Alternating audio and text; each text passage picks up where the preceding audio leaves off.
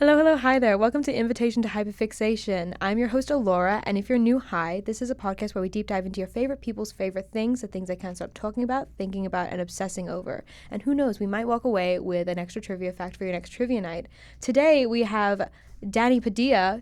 Oh, fuck, I gave him a straight away. I was like, here he is. Yeah, here we are. No You're context. like, so there's this cool way to describe me that I've written out, and it's really cool. Well, You can go back and do that. Would you as like well me to now. describe you? Yeah, sure. Okay, thank you. I wrote this out, and I was so proud of I myself. See how you view me. How Okay. do you view me?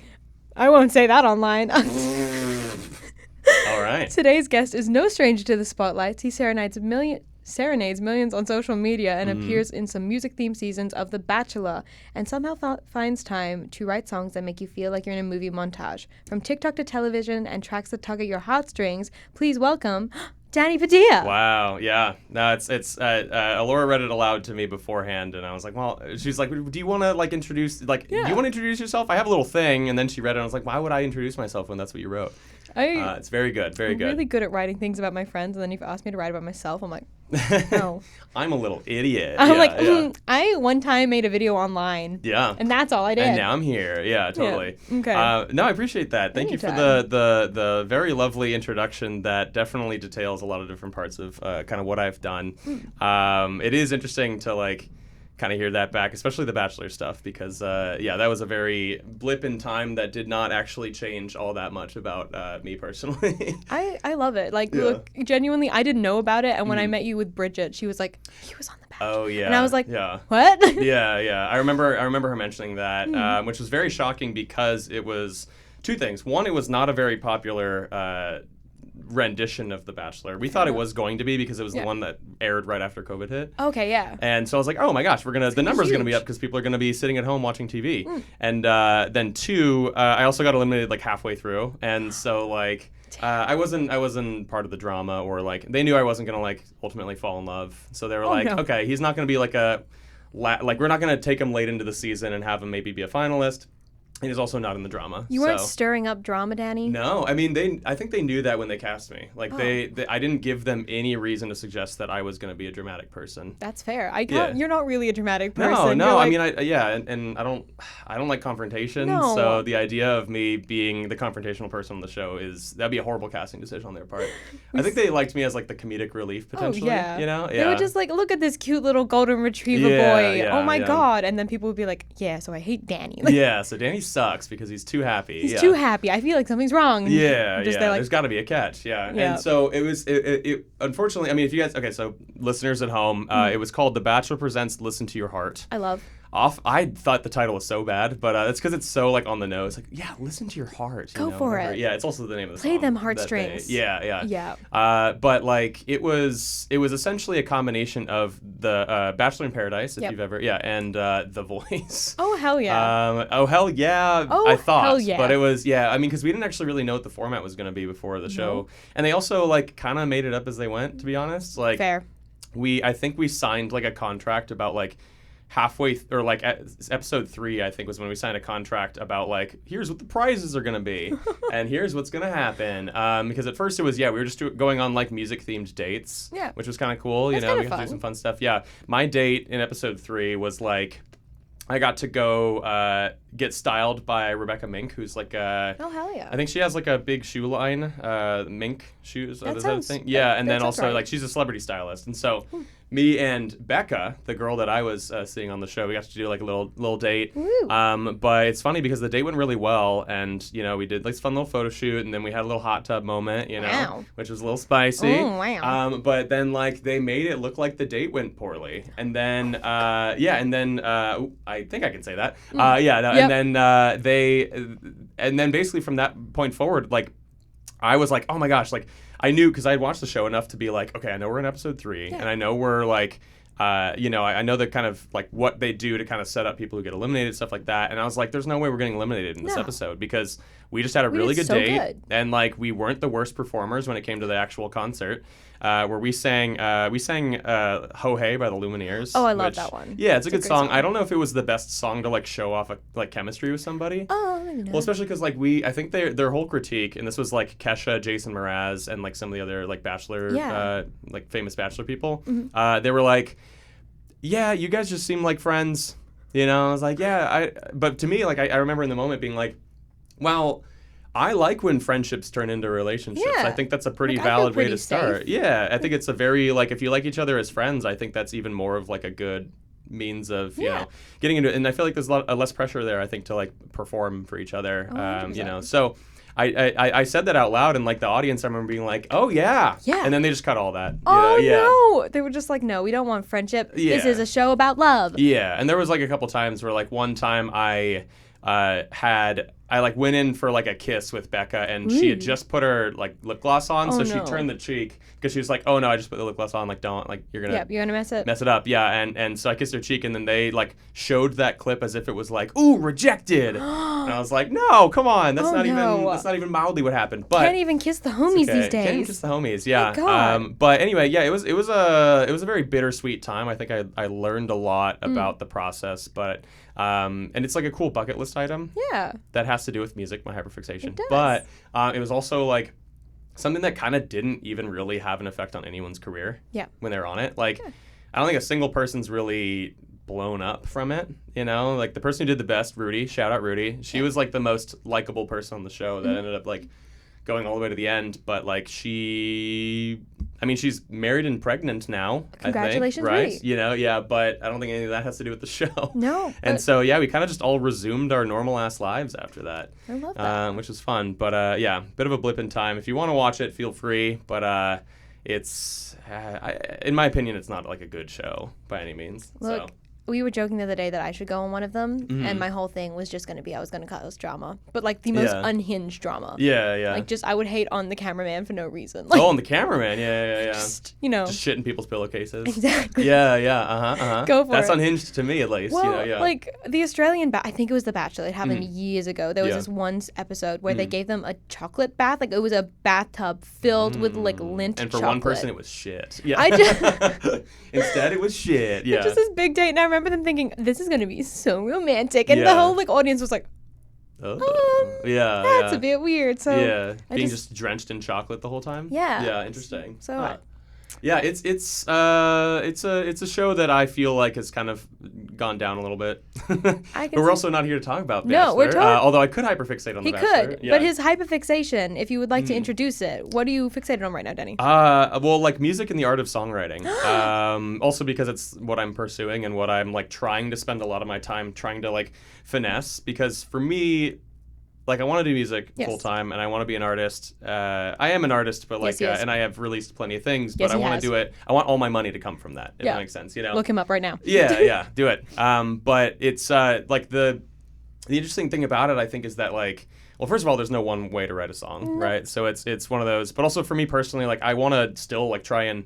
I think songwriting is going to be my best like gateway or skill to like have as an artist. Like I have like a decent voice, but it's nothing like. Don't look at me like that. No, but it's okay. For all intents and purposes, it's not like I'm not the most technically gifted singer. I will fight you right now. Okay, well, if I compare myself to a lot of like really people who are like definitely a lot more on pitch, who have better like breath support, who have like whatever, like all these different technicals, people who do riffs and runs better than me, even though it's not really my genre. But I feel like, and then I'm also not like the most insane instrumentalist in the world. I'm like a pretty decent one. Pretty damn good. And I have a good ear. Yes, he does. I have heard him sing the gospel version of Pony. Yes. It's magical. Yeah. And it's one of those where I can hear a song and I'll be able to kind of play it back to you chord-wise, you know, and that's cool. But I think songwriting's kind of where I think I might have the most to offer. Sort of like I don't want to compare myself to Taylor Swift, but like I think that's her greatest skill out of all of them. Like an incredible songwriter. I think she's a decent singer. She's not the most technically gifted. She's not a Tori Kelly, if you know Tori Kelly. She's not even like she's not like an Ariana Grande. Wow. Ariana Grande is definitely much more technically gifted than Taylor Swift is. But she's like Taylor's really tapped into like a specific market and a specific like experience. Yeah. I call it the white girl experience, but I think that's fair. Look, I have related to many of her songs as a white girl. I won't lie. Yeah, and I feel like it's very about lots of boys. Yep. She's dated many people and has written a lot of songs about them, which is also a funny trope within like the artist world, right? Is that like sometimes there's this idea that like artists will purposefully destroy relationships for art. Oh, wow. You know, or at least like they will engage in relationships that might not be like the best for them, specifically so that they could like feel motivated and inspired to write good stuff afterward. Oh, wow. Which is tough. A heartbreak writer?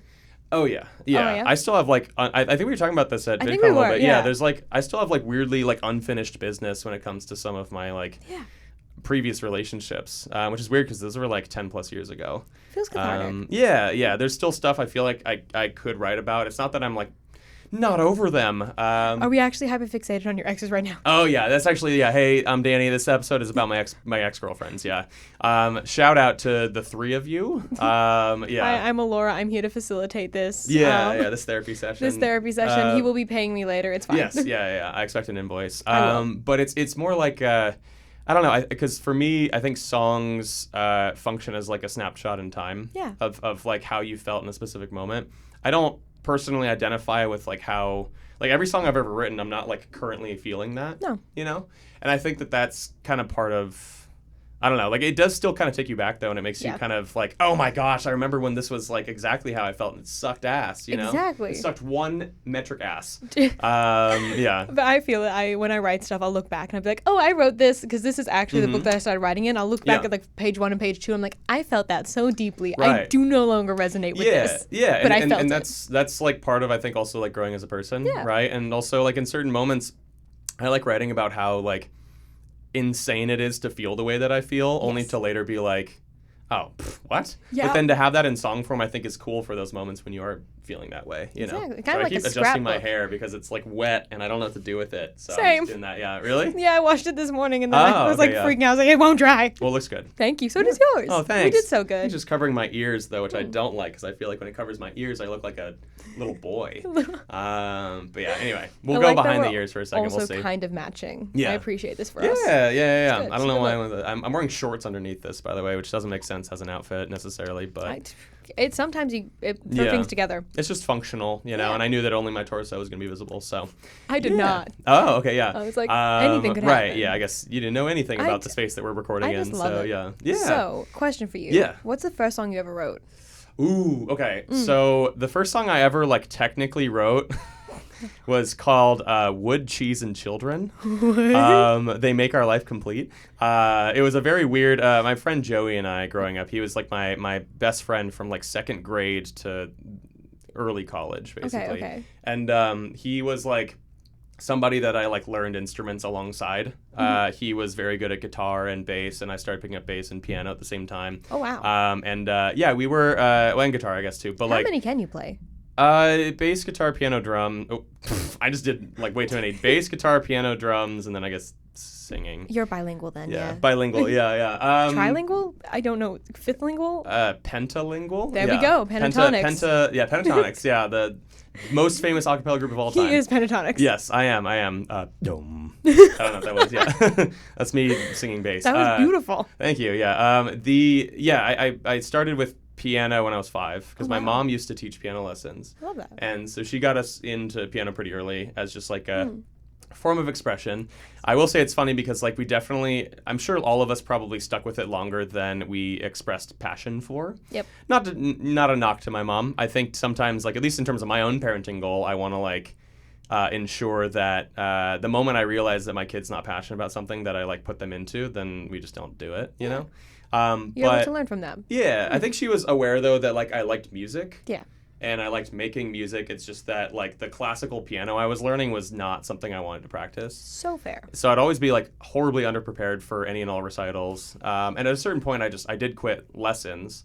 But or at least I became a little more like self-taught. Yep. You know, I learned music theory and I like it's like the more complicated understanding of music, which is like it's an interesting thing because there's definitely different levels to it. I have like a pretty, on the whole, like rudimentary understanding of music theory. I don't like all the crazy shit, but that's usually like, you know, more for like jazz or like genres that I'm not necessarily as in tune with. So you like jazz? So you like jazz? Yeah. No, specifically, I mean, it's not that I don't like jazz. I just don't. He doesn't like jazz. I don't know. I just don't perform jazz, and I don't have an interest in being a jazz artist. Neither. I can do good jazz hands, but that's Ooh, about there you all. go. Yeah. Woo. And that's also kind of like musical theory, right? A The little jazz hands. bit. Yeah. I think like I have definitely more of an understanding than most people, but it's one of those things where I kind of learned at a certain point though that it's like not really about music theory. Yeah. Like music is kind of, and I mentioned this earlier, but like there's like no right way to go about creating music.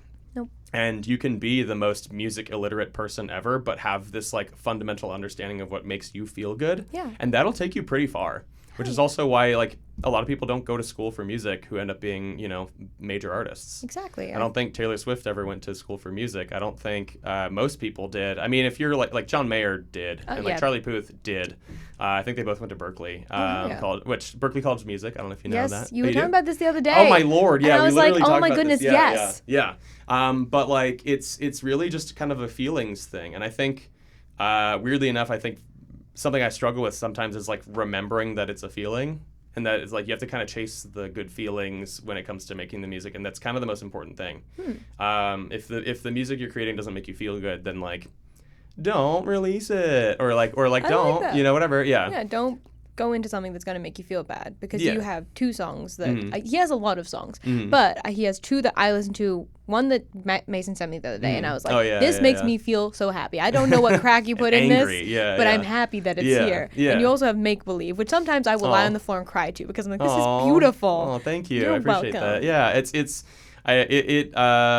I don't know. I think maybe a lot of those songs, especially like the ones that are probably a lot more lyrically driven and meaningful, Make Believe, it's very, I don't know, it kind of takes me a while to make them, I think, sometimes, because you kind of, I'll say that like metaphorically, I write in pen when I should be writing in pencil, if that makes sense. I do get that, yeah. Yeah, where like sometimes I'll sit down to work on a song and I won't write anything, like I won't make any progress because I'm waiting till like I come up with the most like perfect lyric or melody or combination right then and there. And if I don't, then I just give up. So you're definitely more of a lyric person then. Yeah, or at least that's I think probably what I like hold myself to like an incredibly high standard on. You do. I think melodically I'm actually more gifted in I'm more gifted in coming up with better melodies on the spot. Yeah. I think that's more of where my like musical background lies, but I also like I feel like sometimes when I'll like write songs with somebody and our goal is to like finish the song, sometimes I feel like the lyrics will be okay, but that's okay because then you kind of at least have a draft, and then you can kind of go back and be like, okay, well, this line, I think we could beat it. I think it's pretty surface level, pretty like nothing special about it. Doesn't even really talk about what I'm trying to talk about, but it has a certain amount of syllables and it has this melody, and I just need to try and exchange out the syllables for new words that fit that amount of syllables. Okay. Yeah, and so like when it comes to like writing a song, it can kind of come from any sort of something. Like I don't always start with the same thing. No. It could either be lyrics, it could be a lyrical idea, it could be just a like I haven't written it, but like I really want to write a song called Child Actor. Ooh. I don't know why, but it maybe That's just amazing. like something of, I don't know.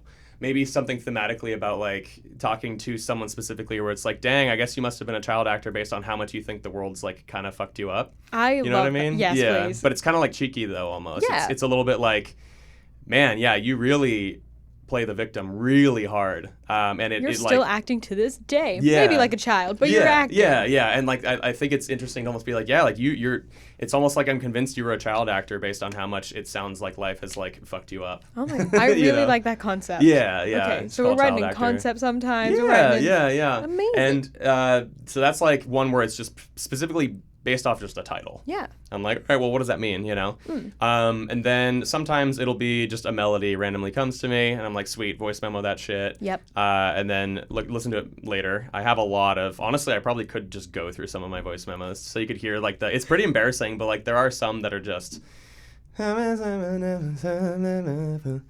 it's like, I don't know what that, like it's me just being like, don't forget this. And that's perfect. Yeah, because there's kind of nothing worse than having like a really good melody and then just forgetting it. And being like, no, oh, that was my key to success. That was gonna be the winner. That was it. Yeah. Or like sometimes I'll like have written a song in my dreams where I remember it being good. Right? And then you wake up and you're like, I don't remember it all. That was the song of the summer. Yeah, And it's gone. I won a Grammy. What happened? Yeah. Damn it. It probably wasn't actually that good. No. At least, I don't know. Like, I In my can't mind, imagine it was. dream songs are like insanely good, but they could be. Most of my voice notes happen at 2 a.m. And Really? I like Yeah. get the joy of discovering them later because I fully forgot that I've done it. And it's Yeah. like, I like this concept, Alaura. You should totally write about it. Hey, write this down later. Expand upon this. You know, yeah. The concept is...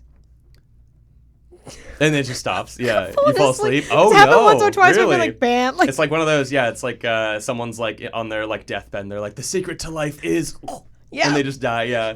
Genuinely, Yeah. because I'll wake up and I'll be like, write a voice note. Like, Yeah, It's that's so interesting, bad. Yeah, I think, I mean, because I know that you do poetry. I do, right? And yeah. so I know that there's been a time where we've like sat down and I've like read through your poetry and been like, oh yeah, I mean, these are just songs, Basically but they just songs. don't have melodies and Yep. chords. You know? you can have my whole book. Oh Just my gosh, Give it to you. yeah. Like, here, I felt feelings one time Yeah, and it yeah. sucked. No, I was thinking about that. That I was kind of like, oh, maybe it'd be kind of a cool thing, especially if I'm like, I think sometimes I feel like every time I like write a song, it has to be the most like game changing Yeah. fucking thing. I feel and that. like that's in reality like not the case. Like I think for some of them, I want them to like hit harder and have it be like kind of like my like magnum opus, you I know. love But that. but some of it's like, you know, like the one I sent you, "Kiss Like You're Sorry," is like very.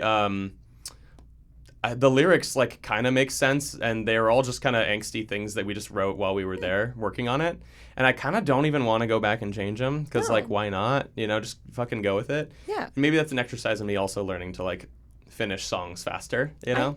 Sometimes it's just fun to throw it at the wall and see what happens. Yeah, I have totally. ones in there that are like, oh, this is very, like, all the imagery that I have in here Yeah. breaks my heart. And Yeah. other ones that are things like, I feel like a pretzel because I'm salty and twisted. Yeah, Because yeah. I'm just like, Fantastic. yeah. Yep. Yeah. that's yeah, how I feel perfect. today. Yeah. Instagram's going to love that shit. That is a freaking, that's a singer-songwriter ass song if Thank I've you. ever heard one. I feel like a pretzel and because Yeah. I'm salty and twisted. Yeah, that's perfect. Thank you. I mean, it's like there's some really dumb lines that I feel like I've heard lately where I'm like, oh, but that's really cool. yeah. Like Sabrina Carpenter has a song. I don't remember which Her one it newest was. one, or like- No, this is maybe from like an album or two ago. But the you used a fork once. Turns out forks are fucking everywhere. Yep. Is an awesome line. It's great. It's so It's so stupid. dumb, but it's, and but I it's, love yeah, it. but it's like it's supposed to kind of describe how silly it is that I'm this attached to a person. Yeah. Or that I was so affected by this person that even the fact that they've interacted with a fork makes me think about this person. 100%. I think that's awesome. It's haunting and it's just annoying. Yeah, and it's I think sometimes why like I don't like when people dissect how stupid lyrics are like too much because I do think that like lyrics are allowed to be stupid. They are. You know, I know that people were kind of doing that with the like Married in the Year in the Suburbs guy. Oh, if you know about that yes. one. Yes, Yeah, I do. Yeah, where you're like, I mean, it's not necessarily a great song in my opinion, but I feel like it's not like so I saw someone like grammatically dissecting it and I was like, Yes.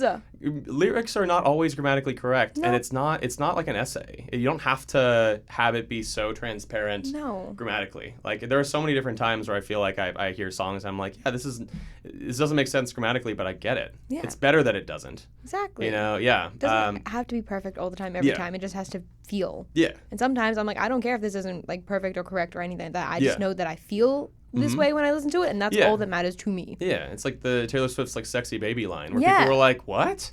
Genuinely. Yeah, but it's like, you know, sometimes I feel like Everybody's a sexy Sexy baby, baby, and I'm yeah. a monster on the hill or Yeah. something. Yeah. It's like that's kind of it's weird, but like it's But I it's get a it, distinct like- lyric that I've definitely never heard before. And part of it I think is when it comes to the the art of songwriting. I feel like it's funny because I can always take this as like something I should probably I could practice what I preach, Tap right? in, yep. Yeah. I feel like we always write about stuff that, or at least we try to write about stuff that's really honest, and it's gonna a lot of times be some of the same stuff. Yeah. Taylor Swift loves writing about heartbreak. Yep. And I think the reason why it doesn't really get old is because I feel like humans will just forever. There's a reason why it's a cliche topic. Exactly. It's because It's people will universal. always feel it. Yeah. Yeah. And I think it's just a matter of trying to find like a unique way to, or like a unique perspective on like how to talk about heartbreak or address heartbreak. And for me, I love when people in like, I don't know if you know. Yep, tell me. I don't want to like mansplain like song structure. No. No, I know that like it's a thing. Yeah. But like a couple times they've been like, oh, this is A-B structure. I'm like, I did what? Mm-hmm. Yeah. A-B, that's like a rhyme scheme thing, right? So it'd be like A-B is a pretty obvious one. A-A-B-B. Or it's like, it's like a certain, like a chorus will sometimes have it where it's like it repeats the same melody but with different words. That would just be like A-A, and then the third time. Oftentimes A-A-B-A is a really common one. Okay. But because if you just did A-A-A-A, it would be very boring. It would be very boring. Yeah. And I think our ears naturally want to hear something slightly different the third time. We'd like to pick it up. Like, I think my song Zombies is like a good example of that one. I do love Zombies. That's so fun. Yeah, so that's like, run away, I thought the zombies wouldn't come for me. Or that's part one. Okay. It's funny because I don't, my voice still sounds horrible from VidCon.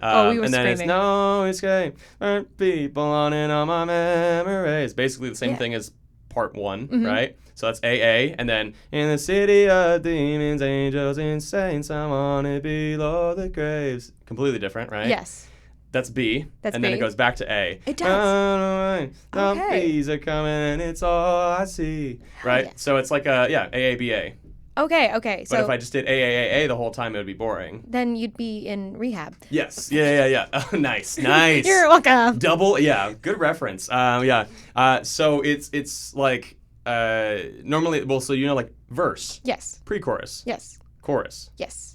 Post-chorus. Ooh, I do love a good post-chorus. Post-chorus is just kind of like an interlude almost to kind of bring you back to the verse a lot of times, right? There's kind of this obvious understanding that like every song, or at least like a contemporary like pop song, has to have verse, pre-chorus, chorus, verse, pre-chorus, chorus, maybe bridge. Maybe a bridge. Yeah, and then maybe back to a final chorus, right? That's like the most standard song structure. Pretty. But also at the same time, like you don't have to abide by it. Whatever like feels best for you. I did a song that was just... this is Heart Over Brain. It's verse, pre-chorus, chorus, bridge, chorus done. There's no second verse. Because I was like, the song's already kind of long, but I also don't have that much to say left outside of what I want to put in this bridge. And so it's kind of like, why force yourself to like why shoehorn in like a second verse? You know, there's also this like idea that there's like a saying where it's second verses are where songs go to die. Oh no. Which is literally just the idea that like I think it's easy for people to lose momentum on the song at the second verse because it's like, oh, it's just the same exact thing as the first verse, and that's boring, you know, or whatever. So you got to kind of like spice it up slightly, I guess. Typically, it depends on what kind of song you're doing, but like I think I like when people get very specific in the verses with their lyrics, right? It's a very like you used a fork once, turns out forks are fucking everywhere, right? Is that's a verse line, you know, and then you can kind of like make it a little more general in the chorus, like if you kind of build up to it, and then the chorus can be a little more like for all intents and purposes, like I miss you and I'm sad, you know? I wouldn't say those exact lines because I think that's very overdone, but like... We've heard it. I miss you and I'm sad. I've listened to Gracie Abrams a couple times and heard something similar. Yeah, I do love. Yeah, I do like Gracie Abrams as well. I think she has a lot of good moments, but... her bridges always hit way too hard. I'm like, oh, here I go, I'm going down. Yeah, that's a good song. But yeah, the choruses can be a little more general. Yeah. But it usually tries to tackle like this greater theme, right? But it doesn't always have to be the same though. No. I've written a song where the chorus didn't even have words. What? Which is weird. That's allowed? Apparently. Anything's allowed. Yeah, literally anything's allowed if it's like kind of what you feel in the moment and what makes you like feel good. Yeah. The song Too Bad. I wrote a song Too Bad. That was the one that Taylor Swift likes. Nice. Yeah. Did I tell you about that? No. This sounds like I'm just glazing myself right now. But genuinely, I'm like, Danny, you don't hype yourself up enough. You're just like, I'm just Danny. And I'm like... Yeah. But it's silly because I feel like, I'm like using my own songs as like examples. But I love this. In 2017, I released a song called Too Bad. That's crazy. That was 8 years ago. That is insane. And it was, I really liked the song. And I think it's our friend Mason's favorite of mine, which is nice. We love Mason. Yeah. And it was one that like, I don't know, I was really proud of. And then... I like wake up from a nap one day and my cousin texts me and she's like, hey, I think your new song is on Taylor Swift's like public Spotify playlist. What? And I was like, oh shit, okay, let's check it out. And yeah, it was like her first official like Spotify playlist called Songs Taylor God. Loves. And yeah, my song was like 23rd out of 100 on that playlist, so it was cool. But I was like, how the hell did Taylor Swift listen to this song? It had like 130,000 streams, which for all intents and purposes is not like enough for me to think that somehow Taylor Swift has heard the song, but I guess, and she likes it. So that's so there's good. a world where Taylor Swift knows the lyrics to one of my songs, which is kind of cool. And we live in that world. Yeah, and I hope so. I mean, I don't know. There's a world where she's like, oh yeah, I liked it. I don't remember it, but I liked it. You know, whatever. Yeah. Or she could be like, sometimes when I'm sad, I want to lie on the floor and I listen to Too Bad by Danny Padilla. Yeah, that'd be so cool. Yeah, that'd be amazing. It was definitely a very validating moment though, because I was like, oh shit, one of the greatest like songwriters of our generation and artists, I guess, is like thinks that something that I've made is like worth listening to. Yeah, well, thank you. Jesus. Yeah, but that Damn song, it, I know, but that song doesn't have a chorus, or like doesn't have words. It's me going hi yeah. Like I don't go like that, but it's like a melody. Like oh, I can't even do it. Screaming a lot of Bitcoin. And then I say too bad. But there's like. I remember sitting in the studio with like the producer I was working with, and I was like, let's come up with a chorus that kind of sounds like this melody. Yeah. But then it leads into that melody as like a post-chorus, if that makes sense. Yes, it does. And we spent like an hour on it, and we couldn't really figure it out. And then at one point, he was just like, dude, I don't even care about this part. I just want to hear that. I want to hear that thing. And then we were like, all right, fuck it. We're just going to not have a chorus, and it's just going to go straight into nothing, I guess. Or straight into me go like, it's still something you can sing along to. But it doesn't have words other than too bad at the end. That is amazing. Yeah, it's a very different way to go about it, but it's I don't know. Yeah, I guess it was maybe just an example of trying to like chase the feelings, not chase this like understanding of what you should do, because there is no should other than I guess like does it feel good? Exactly. You know, yeah. One of my favorites. Do you know Lord Huron? Lord Huron, yeah. That's how I'm always never sure. I'm like, hello. Yeah, I think Lord Huron, yeah. One time I was like, I love these like 2 songs, and I was like, oh, okay, I'm gonna listen to the discography. They're all the same. I genuinely was like, okay, we're listening to the same song again. I thought I'd put myself on repeat. I they think sound the same. Yeah, I think I was making note of that too, because they had the big one, right? The night we met, right? That's the big one. Oh, it's a really good song. So and then I remember my girlfriend Hannah playing the full like album. Yeah. Every song is kind of the exact same as The Night We Met. Exactly. And I think that was the point. I think they were like they were like, we really like these chords in this melody. Yep. We're going to write like 10 different iterations of the same song. Exactly. Which is so interesting. And I would never think to do that, because I do like to have my songs feel pretty different. Yep. But like, I guess it works for them. Like he has one in the same discography, which is Love Like Ghosts, and one of the first lines is, "Yes, I know love is like ghosts. Few have seen it, but everybody talks." And I'm like, yeah, that's really good. Oh no, like that's a good line. Awful. Yeah. I hate this. I love this. Yeah. It is very. It's like a little conversational as well. I think that a lot of times, lyrics, the more that they sound like a real person would say them, sometimes I think the better. One of my favorite people who does that is Julia Michaels. Oh, yes. I love Julia Michaels. She's really good at like saying stuff that's interesting and unique, but it sounds like she just says this in real life all the time. Yeah, she's just like, and this is how I felt on this day. Yeah, and it's really cool because it's always something like kind of different from what you'd expect. And I love it. Her and JP Saxe are two of my faves. Good. Yeah, which is funny that they dated, because it makes sense though, like musically. Makes sense musically. They exist in the same space for sure. Yeah. Big Maisie Peters girl. Yeah. Sometimes she throws out these random lines, and I'm like, oh my gosh. Or just like her singing, being like. It's like Favorite X, I think, is one of my favorites of hers. So I love that song. But I should probably listen to her full discography though too. Yeah. I mean, like there's so much to talk about, I think, with songwriting, and it's also not even something that I've like mastered, but it's something that I hyperfixate on, because I do feel like there's almost like a blessing and a curse to getting more and more into music. I think it's the same with anybody of any career path, especially in the entertainment world, is like, the more I think you like learn about it, I think the harder it is for you to enjoy the product innocently, or like, without like critiquing things, like I'm sure this is the case with like film directors or anyone who works on film. It's probably pretty hard to like watch a movie without having critiques in your head about it. And sometimes for me, it's like, I wish it wasn't the case, but I wish, like anytime I hear music, a lot of times I'm like, why am I like judging this song so hard right now, you know? I wish I could just turn that off and exist like how I did when I was in like high school. Yeah. Where I was like still pretty new to music and like very new to singing. Exactly. I remember there were like audition for like the school musical because my girlfriend was a musical theater girl. I did. It wasn't like a big role, but we. Probably problematically, we did The Wiz, which is the black version of The Wizard of Oz, and we had like 2 black cast members, and they were both the 2 people whose faces got painted, which is hilarious. Oh, wow. It was the Wicked Witch and the Tin Man, which is very funny. But they a choice was made. Yeah. But I remember like we all got to sit in and watch like the callback process, and we watched the callbacks for Dorothy.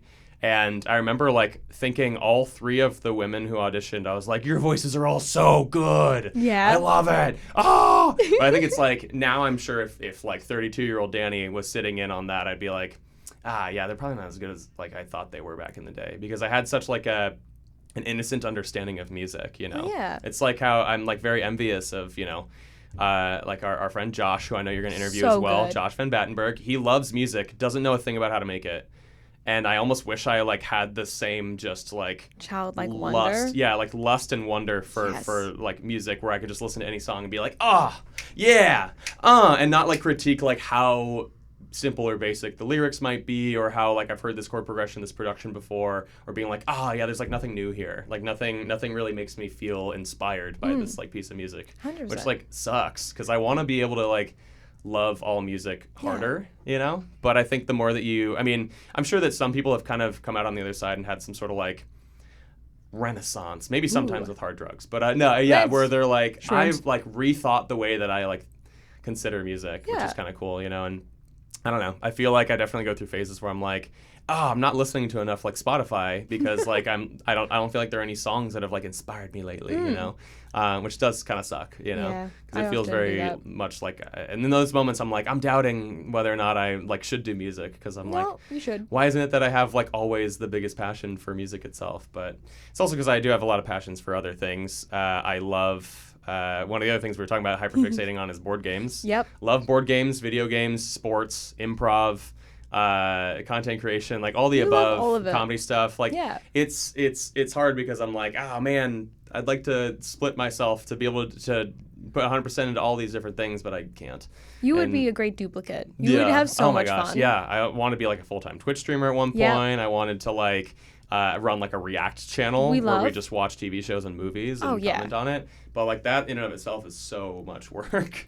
And then it just ends up like the more I take on, the more I'm like half-assing everything. And unfortunately that means I end up half-assing like music. Yeah. Which I obviously view as like the end goal. Your end goal. And we need to whole ass it. Like, you know. Whole ass it. Put our whole Danny Ussy into it. Yeah.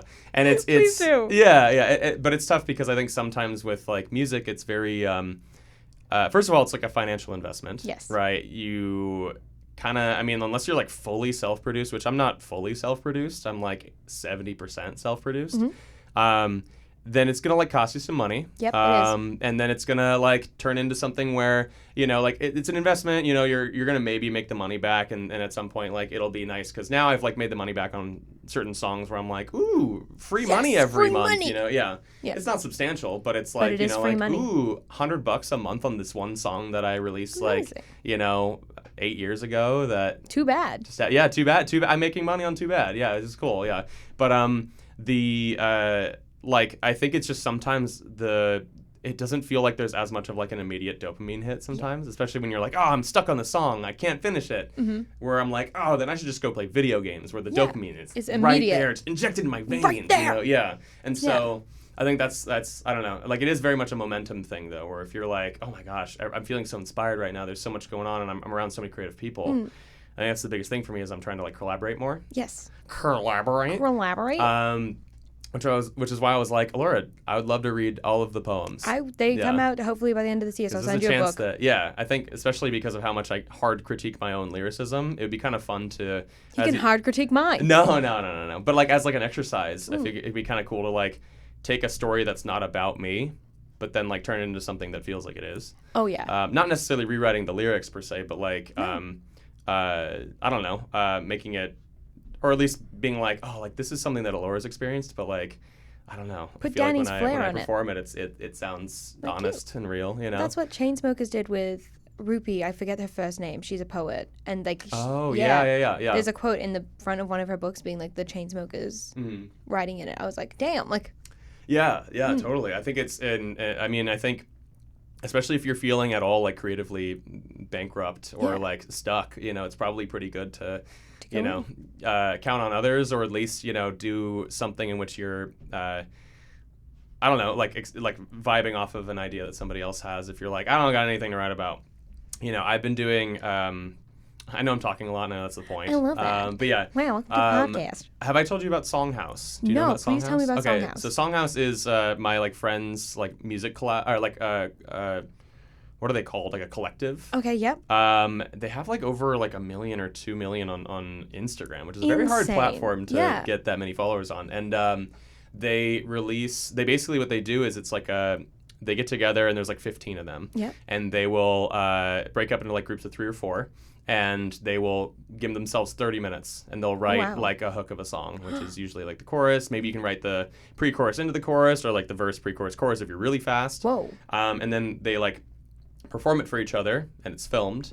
And then the ones that they really like, they'll release on the internet. And then if they do well algorithmically and people seem to resonate with the song, then they will like immediately finish the song and release it. That is so good. Yeah. That's a quick turnaround. Yeah, and it's a very good exercise in also for me, just like finishing stuff, you know? Like I've probably, anytime that I'll do they're in Nashville, but anytime I visit, and I was kind of part of the original crew, I'll do a Songhouse session and we'll write, you know, 4 hooks. Amazing. And I'll be like, sweet, I just wrote like 4 ideas for a song in a few hours, right? That is so good for creative blockage. Yeah, and most of them are probably not great, you know, but like it is what it is. You know, I think usually the thing that probably lacks the most is like good lyricism, but that's also because like it's hard to write good lyrics in 30 minutes. Yeah, no. Unless you're like so in the feeling. Unless you're Benny Blanco. Yeah. It ain't gonna. Right, yeah, and that's why like I like to kind of massage out the lyrics a little bit more. But there is one song that they released called Honest, where I was like, how the hell did they come up with this lyric? And it was like, if I'm being honest, I'm at my darkest. I'll give you roses, just hoping you won't see the weeds in my garden. And I'm like, are you kidding? That. You wrote that in 30 minutes. Yeah. What the hell? It's an unreal line. Yeah. And that song is one of their most successful. So I can see why. Damn. Yeah, it's a really good one. But yeah, I really like that approach to it, at least, because it kind of, for me, somebody who writes in pen more than he'd like, it forces me to finish stuff. Yes. I have learned that like one of the best traits you can have as a songwriter is like knowing how to finish.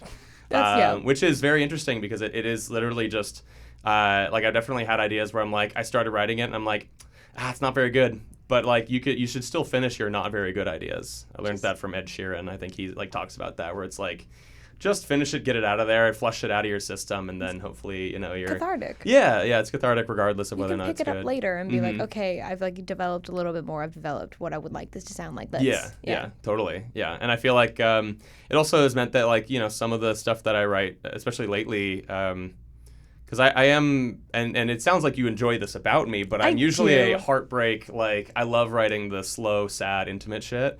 But when I think about like, if I had like an hour-long set list, and I was like a mainstream artist who people came to see, I feel like the natural trajectory is to be like, start your show with like a really hype set of songs, be like, what the fuck is up, LA? You know, whatever, and then screaming zombies. And like, so you start with stuff that's upbeat, and then you kind of like in the middle of your set bring it down, make it intimate, maybe just a couple of songs where it's just you and a guitar, right?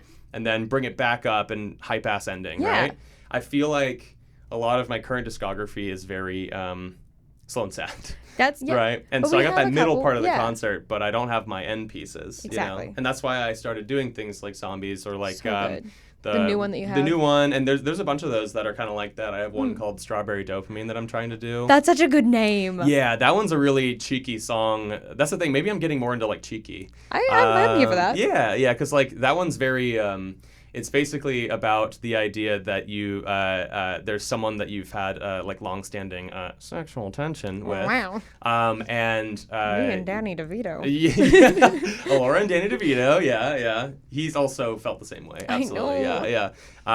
But it's where like you you were in a place in which you probably could never act on it, Yeah. but now that you're like time has kind of passed, you like both have acted on it now for the first time, and it's like way better than you could have ever imagined. It's based off of like a few different experiences combined together, which I think is perfectly valid to do. Yeah. It's basically just kind of like oh man, yeah, we were, for social reasons, we could have, and like friend group reasons, we could have probably never acted on this back in the day, but now it's like we finally have like eaten from the forbidden fruit from the tree or whatever, you know. Oh my God. And I it's love like this. even better. Yeah. And so that's kind of that one, you know, or like I had one that I wrote that's very silly and stupid called Choking. Yeah. Kinky.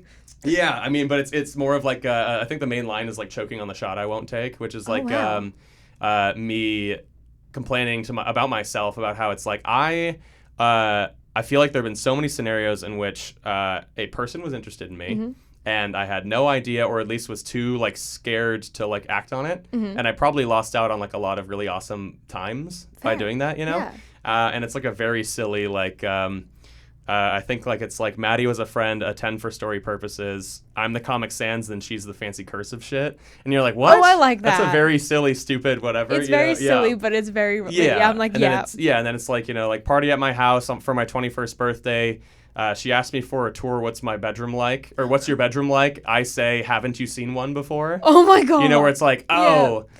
She's Ooh. like, give me a tour of your apartment. Yeah. I'd like to see your bedroom. And And you're I'm like- like, what do you mean? It's nothing special. Oh my You God. know, and then like, I've been there, done that. yeah, and being like, you know, but then later being like, oh, God damn it. Like, I just got in my own way, and I could have definitely had fun, sexy time with this girl named Maddie. And and like, so it's a very silly song that kind of, I don't know, like, comment. And like, it ends up being like, something, choking on the shot I won't take, because it's like, oh, God, yeah, like, I keep just fucking up by like not actually acting on these things, you know. But it's like a fun thing to like write about, where it's obviously not, I'm not the only person who resonates with that idea. Look, right? Yeah, you know? been there, done that. Yeah. Relatable, and, Danny. Right, of course, yeah. And so it is relatable, but I'm trying to like approach it from a slightly different angle from what I feel like I've heard. Yeah. You know, which I think is kind of what all of songwriting is supposed to be, at least. I like it. Yeah, and I feel like, you know, it is one of those like to each their own. Like sometimes things will resonate more with somebody, and sometimes people will be like, "Oh, it feels very surface level."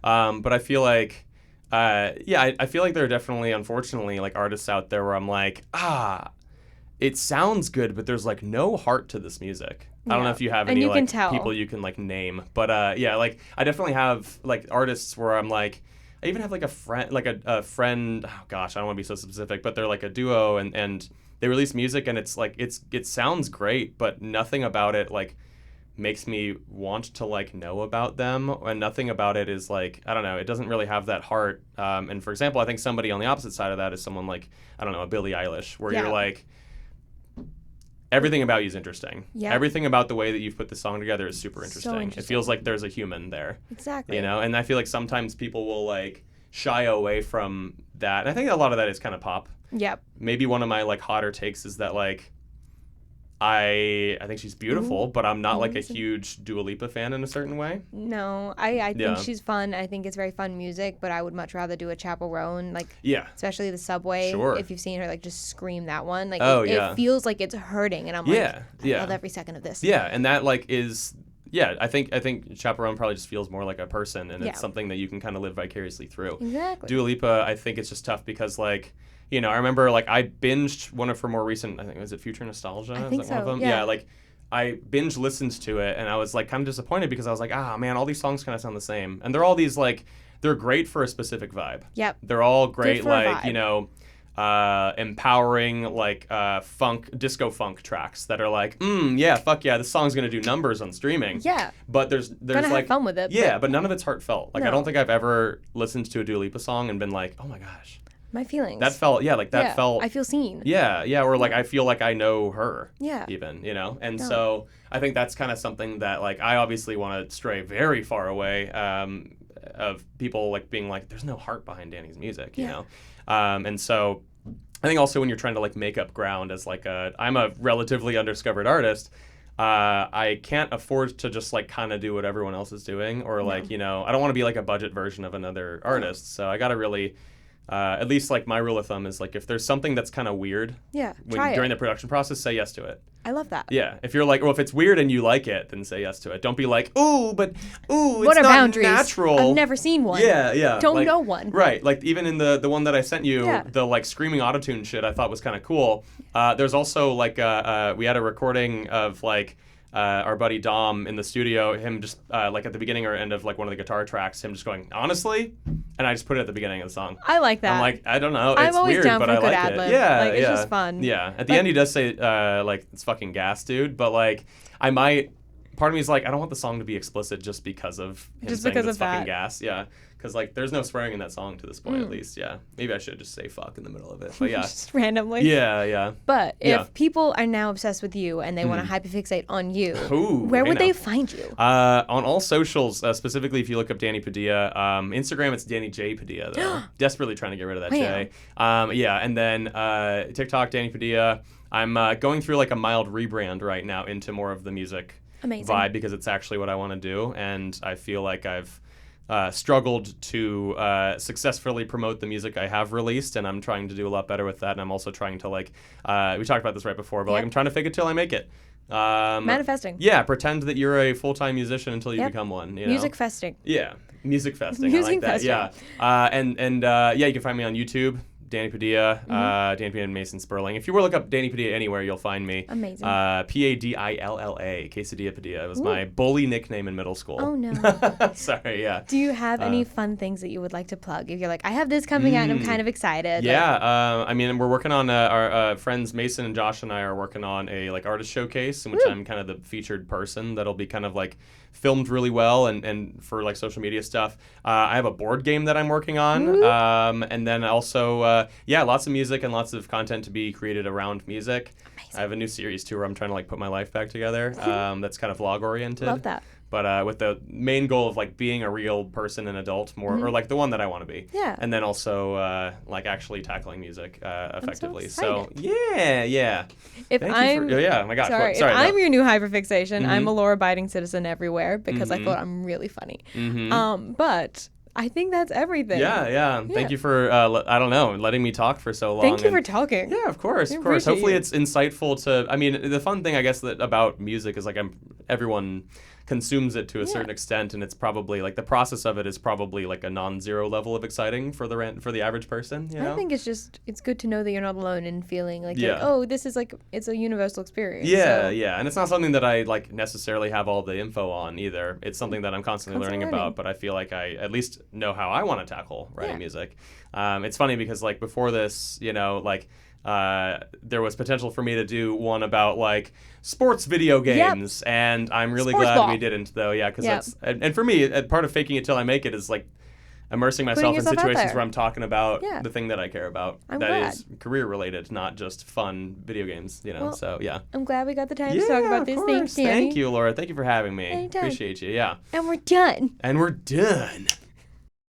Thank you so much for listening to Invitation to Hyperfixation. Again, I'm your host, Alaura, and I'm very, very grateful for you being here. This is a limited series podcast with about 10 episodes total, 1 episode dropping each week. You can find this week's guests' socials linked down below, all the links to them along with my own. If you love the episode and wanted to share your own hyperfixation, I would genuinely love to hear from you, so please feel free to comment, share, email, or DM me. I can't wait to hear from you, and please feel free to follow along so you don't miss an episode. Please know that I love you, I adore you, I wish the best things for you. Drink your sky juice.